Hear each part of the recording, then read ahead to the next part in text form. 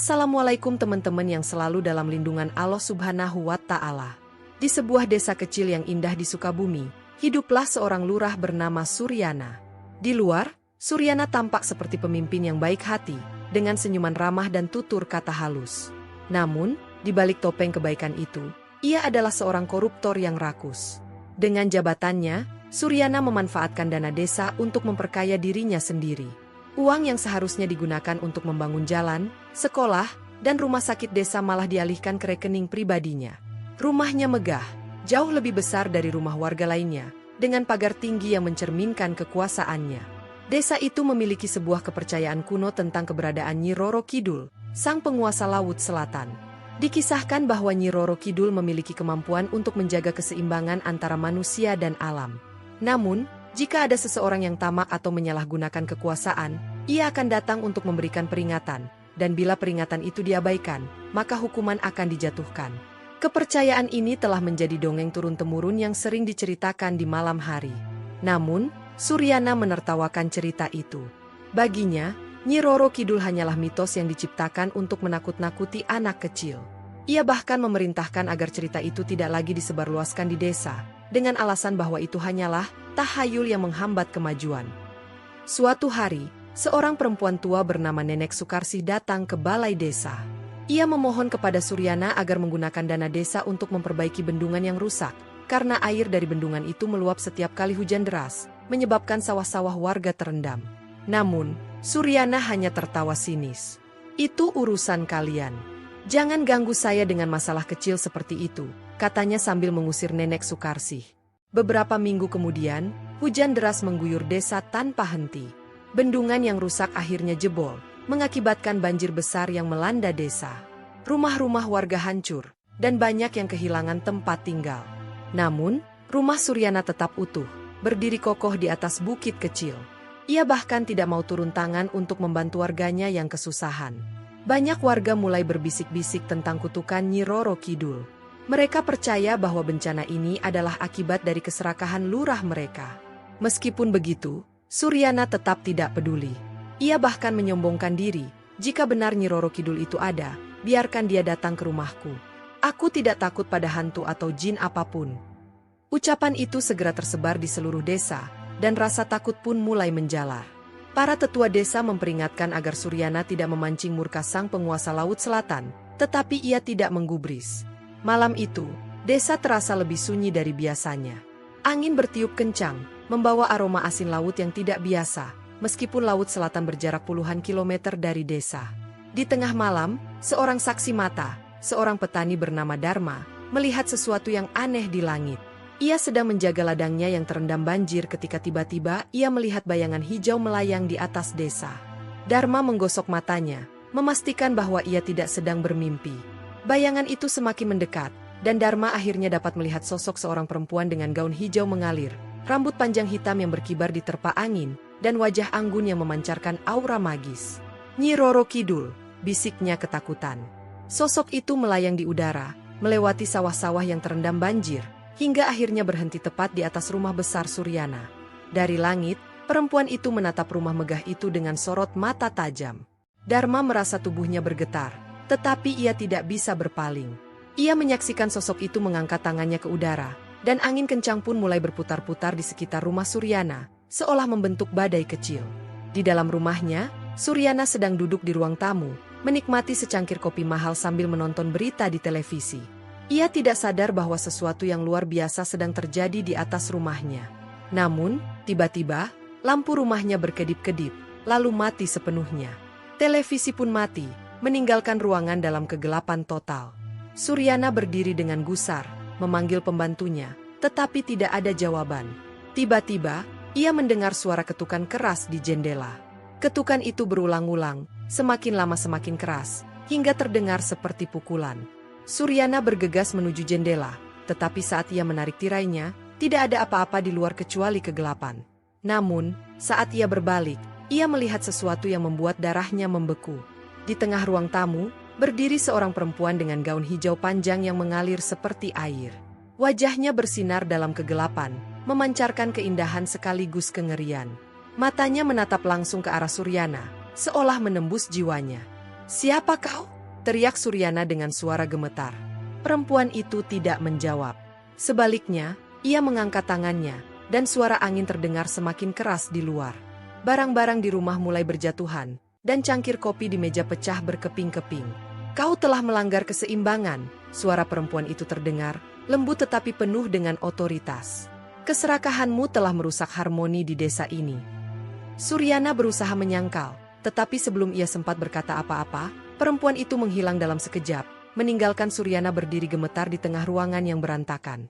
Namun, meskipun sosok itu telah pergi, suara angin dan gemuruh tetap terdengar di luar rumah, seolah mengingatkan bahwa peringatan belum berakhir. Pagi harinya, Suryana terbangun dengan perasaan tidak nyaman.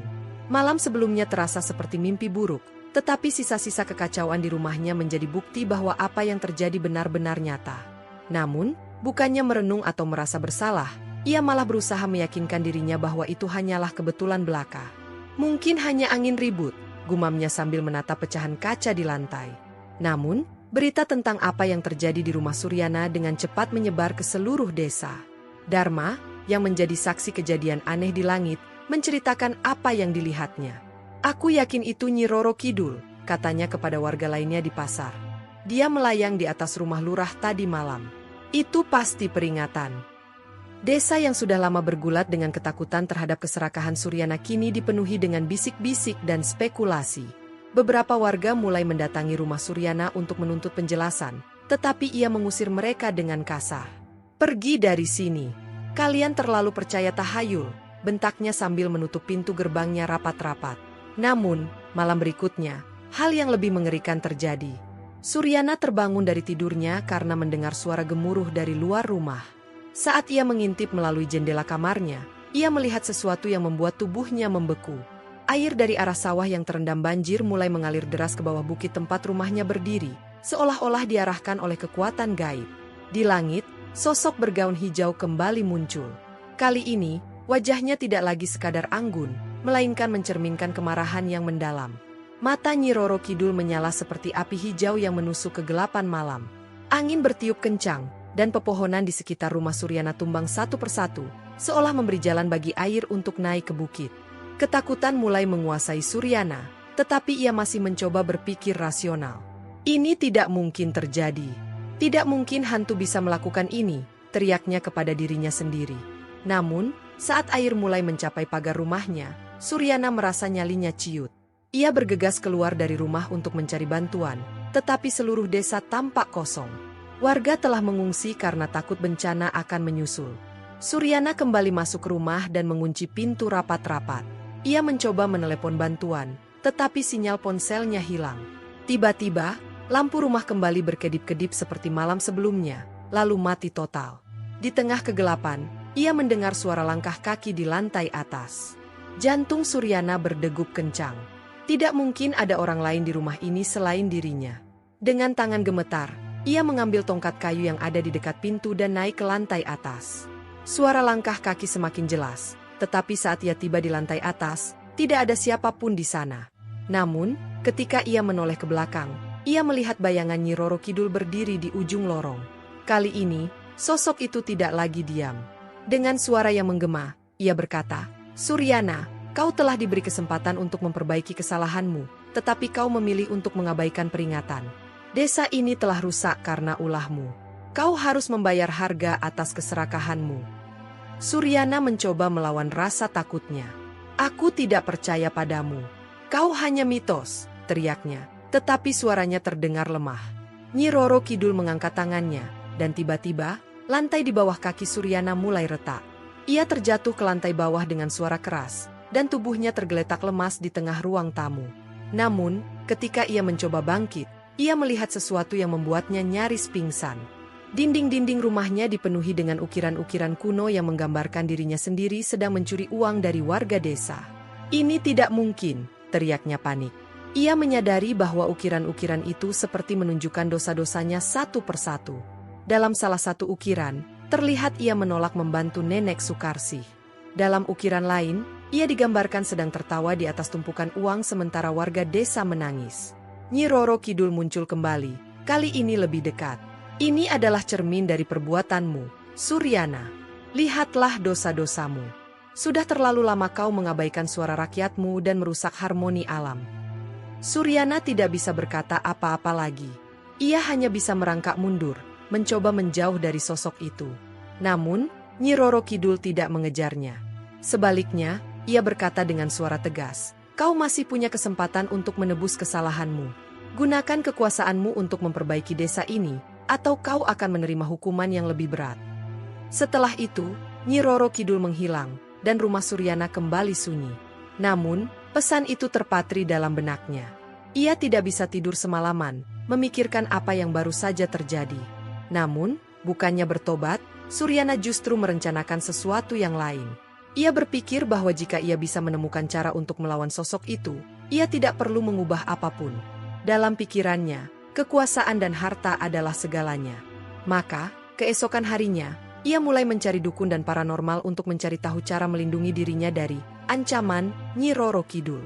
Sementara itu, di desa, para warga merasa ada sesuatu yang berubah. Angin laut yang biasanya lembut kini terasa dingin dan menusuk tulang. Langit seringkali tampak mendung, dan hujan turun lebih deras dari biasanya. Banyak yang merasa bahwa ini adalah tanda-tanda bahwa desa mereka belum sepenuhnya selamat. Namun, tidak ada yang tahu bahwa semua ini hanyalah awal dari bencana yang lebih besar. Keangkuhan Suryana belum selesai, dan peringatan dari Nyi Roro Kidul tidak akan berhenti sampai keadilan ditegakkan. Setelah pertemuannya dengan Nyi Roro Kidul, Suryana bukannya bertobat, melainkan semakin yakin bahwa kekayaannya adalah bukti kekuatannya. Ia berusaha mencari perlindungan melalui jalan gaib. Ia memanggil seorang dukun sakti dari luar desa untuk melakukan ritual penjagaan rumahnya dari roh jahat. Dukun itu, seorang pria tua bernama Pak Wiryo, datang dengan membawa berbagai peralatan mistis, kemenyan, keris pusaka, dan mantra kuno yang diklaim mampu menangkal energi gaib. Ritual itu dilakukan di malam hari. Suryana duduk di ruang tamunya, sementara Pak Wiryo membaca mantra dengan suara bergetar. Asap kemenyan memenuhi ruangan, dan lilin-lilin kecil dinyalakan di setiap sudut rumah. "Jangan khawatir, Lurah," kata Pak Wiryo dengan suara percaya diri. "Setelah malam ini, tidak ada satupun roh yang berani mendekat ke rumah ini." Namun, tidak ada yang tahu bahwa Nyi Roro Kidul bukan sekadar roh biasa. Ia adalah penjaga harmoni, penguasa yang tidak bisa dilawan dengan mantra atau ritual apapun. Di luar rumah, angin mulai bertiup kencang, dan awan gelap berkumpul di langit. Warga desa yang masih terjaga malam itu merasakan suasana yang berbeda. Beberapa dari mereka melihat kilatan cahaya hijau di langit, seperti pertanda datangnya sesuatu yang besar. Ketika ritual mencapai puncaknya, tiba-tiba semua lilin di rumah Suryana padam. Pak Wiryo terdiam sejenak, dan Suryana mulai panik. "Apa yang terjadi? Bukankah kau bilang rumah ini akan terlindungi?" tanyanya dengan nada putus asa. Namun, sebelum Pak Wiryo sempat menjawab, terdengar suara keras dari atap rumah, seperti sesuatu yang berat mendarat dengan paksa. Ini tidak mungkin," bisik Pak Wiryo sambil memandang ke atas. Langit-langit ruang tamu mulai bergetar, dan debu beterbangan dari retakan kecil yang muncul. "Lurah, kita harus pergi dari sini," kata Pak Wiryo sambil berusaha bangkit. Namun, sebelum mereka sempat bergerak, suara angin yang menderu semakin keras, dan sosok Nyi Roro Kidul muncul di tengah ruangan. Kali ini, auranya jauh lebih kuat dan mengintimidasi. Gaun hijaunya berkilauan seperti permukaan laut di bawah sinar bulan, dan matanya menyala seperti obor. "Kau berani menantangku, Suryana?" Suaranya menggema, membuat dinding rumah bergetar. Pak Wiryo jatuh tersungkur di lantai, gemetar ketakutan. Ia berusaha melantunkan mantra, tetapi lidahnya terasa keluh. Sementara itu, Suryana hanya bisa berdiri terpaku, tubuhnya menggigil. "Aku tidak takut padamu," katanya, meskipun suaranya terdengar gemetar. Nyi Roro Kidul melangkah mendekat. Setiap langkahnya meninggalkan jejak seperti aliran air di lantai. "Kau telah diberi kesempatan, Suryana. Tapi kau malah semakin sombong. Kau memanggil orang ini untuk melawanku? Apakah kau pikir mantra bisa melindungimu dari keadilan?" Dengan satu gerakan tangannya, Nyi Roro Kidul membuat angin kencang bertiup di dalam rumah. Barang-barang beterbangan, kaca jendela pecah, dan lampu gantung jatuh ke lantai dengan suara keras. Pak Wiryo menjerit, tetapi suaranya lenyap ditelan badai. "Keserakahanmu telah merusak harmoni desa ini," kata Nyi Roro Kidul dengan nada penuh kemarahan. "Air yang kau biarkan mengalir liar telah menghancurkan sawah-sawah, merusak kehidupan para petani. Uang yang kau curi adalah milik rakyat, dan kau tidak menunjukkan penyesalan sedikit pun. Kini waktunya kau merasakan akibatnya. Suryana berusaha melawan rasa takutnya. Apa yang kau inginkan dariku? Harta? Kekuasaan? Aku akan memberimu apapun, asal kau pergi dari sini, katanya dengan putus asa. Namun, Nyi Roro Kidul hanya tersenyum tipis. Aku tidak butuh hartamu, Suryana. Aku datang untuk memastikan keadilan ditegakkan. Tiba-tiba, air mulai merembes masuk ke dalam rumah. Awalnya hanya genangan kecil di lantai, tetapi dalam hitungan detik, air itu berubah menjadi arus deras yang memenuhi ruangan. Suryana dan Pak Wiryo berusaha naik ke lantai atas, tetapi air terus naik, menelan segala sesuatu di bawahnya. Rumah megah itu, yang dulunya menjadi simbol kekuasaan Suryana, kini berubah menjadi jebakan. Warga desa yang menyaksikan dari kejauhan melihat rumah Suryana dikelilingi pusaran air yang aneh. Air itu tampak bergerak sendiri, seperti memiliki nyawa. Beberapa orang yang lebih tua berdoa dengan khusyuk, sementara yang lain hanya bisa terpaku dalam ketakutan. Di dalam rumah, Suryana mulai kehilangan kekuatannya. Ia kelelahan, berusaha tetap berdiri di tengah arus deras. Aku mohon, ampuni aku, teriaknya. Tetapi suaranya nyaris tenggelam dalam gemuruh air. Nyi Roro Kidul melayang di atasnya, menatapnya dengan sorot mata dingin. Pengampunan tidak datang dengan kata-kata kosong. Suryana, kau harus membuktikan penyesalanmu dengan tindakan. Dengan satu gerakan tangan, Nyi Roro Kidul menghentikan arus air. Rumah itu hancur, tetapi Suryana dan Pak Wiryo tetap hidup, terdampar di halaman yang kini basah kuyup. Tubuh mereka lemah, dan mereka tidak mampu bergerak. Sebelum pergi, Nyi Roro Kidul memberikan pesan terakhir. Ini peringatan terakhirku, Suryana. Gunakan hidupmu untuk memperbaiki desa ini, atau hukuman yang lebih berat akan menantimu. Ketika fajar menyingsing, warga desa mendapati rumah Suryana telah hancur total. Mereka menemukan lurah mereka tergeletak di tanah. Wajahnya penuh ketakutan. Namun, yang mengejutkan semua orang, Suryana tampak menangis, memohon ampun kepada warga dan berjanji akan mengembalikan apa yang telah ia curi. Namun, apakah janji itu benar-benar tulus, atau hanya sekadar kata-kata kosong? Jawaban itu hanya waktu yang akan membuktikan. Setelah peristiwa mengerikan itu, Suryana mencoba membangun kembali kehidupannya. Rumah megahnya telah hancur, menyisakan reruntuhan sebagai pengingat akan murka Nyi Roro Kidul. Namun, yang lebih menyakitkan baginya adalah kehilangan kepercayaan warga desa. Orang-orang mulai mencemoohnya di belakang, menyebutnya sebagai lurah yang dikutuk karena keserakahannya. Di depan warga, Suryana berpura-pura menyesal. Ia mulai membagikan sebagian uang yang disimpannya secara diam-diam dan berjanji untuk memperbaiki infrastruktur desa, seperti bendungan yang rusak dan jalan-jalan yang berlubang.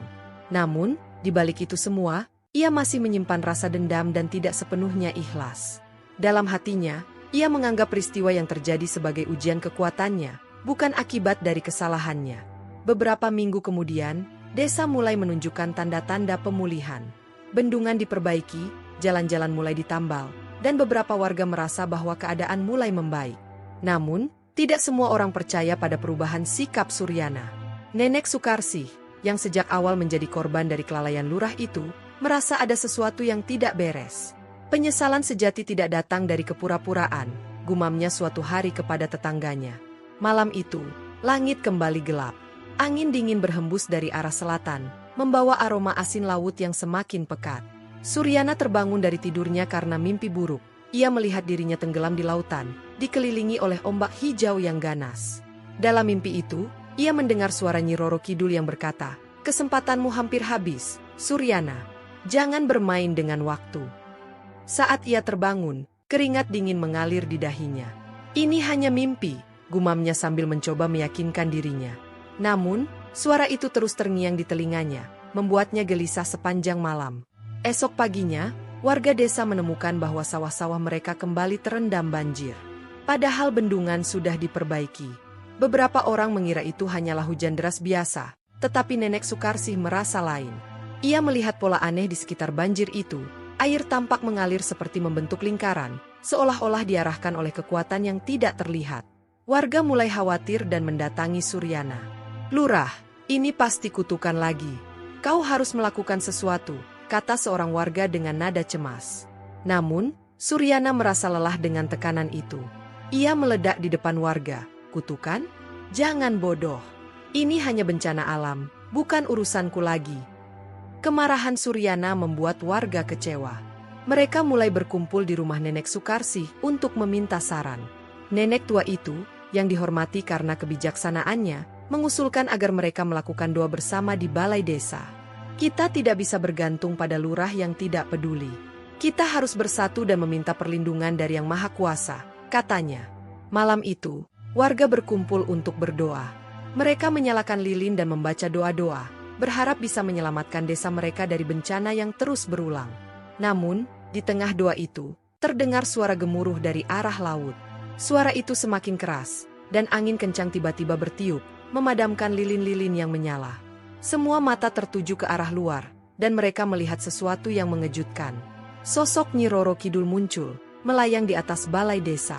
Wajahnya anggun seperti biasa, tetapi kali ini penuh dengan kesedihan. "Wahai rakyat desa," suaranya menggema, "aku tidak datang untuk mencelakai kalian. Aku datang untuk menuntut keadilan." Ia melanjutkan, "Pemimpin kalian telah diberi kesempatan untuk menebus dosanya, tetapi ia menyia-nyiakan waktu yang diberikan. Kini, keputusanku sudah bulat." Warga mulai panik dan bertanya-tanya apa yang akan terjadi.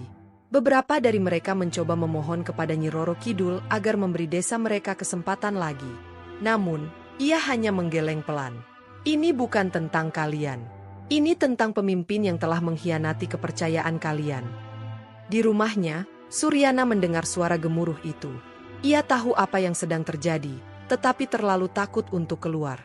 Namun, tiba-tiba, pintu rumahnya terbuka dengan sendirinya, dan angin dingin menerobos masuk. Ia mencoba menutup pintu itu, tetapi kekuatannya tidak mampu melawan angin yang begitu kuat. Dari arah luar, ia melihat sosok Nyi Roro Kidul berdiri di gerbang rumahnya.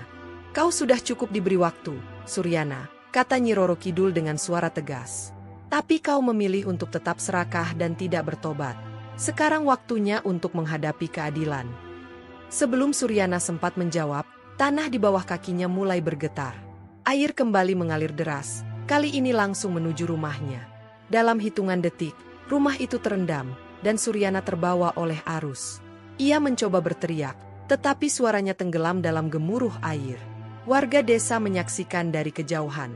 Mereka tidak bisa berbuat apa-apa selain berdoa. Ketika air surut, rumah Suryana telah lenyap, seolah-olah tidak pernah ada. Tidak ada yang tahu kemana perginya Suryana. Tetapi satu hal yang pasti, desa itu akhirnya bebas dari kekuasaan seorang pemimpin yang korup. Setelah kejadian itu, desa mulai pulih. Warga bekerja sama untuk membangun kembali apa yang hancur. Mereka memilih seorang pemimpin baru yang dikenal jujur dan peduli terhadap rakyat. Kisah Suryana menjadi pelajaran bagi semua orang tentang bahaya keserakahan dan pentingnya menjalankan keadilan. Sementara itu, nama Nyi Roro Kidul kembali menjadi legenda yang diceritakan dari generasi ke generasi. Bagi mereka, ia bukan sekadar mitos, melainkan simbol keadilan yang tidak boleh dilupakan. Terima kasih teman-teman yang sudah mendengarkan kisah ini sampai selesai. Saya harap teman-teman semua menyukainya, dan apabila ingin mendengar lebih banyak kisah-kisah menarik, jangan lupa untuk like, komen, dan subscribe. Dukung terus channel ini agar kami bisa terus menghadirkan konten yang bermanfaat dan inspiratif. Wassalamualaikum warahmatullahi wabarakatuh.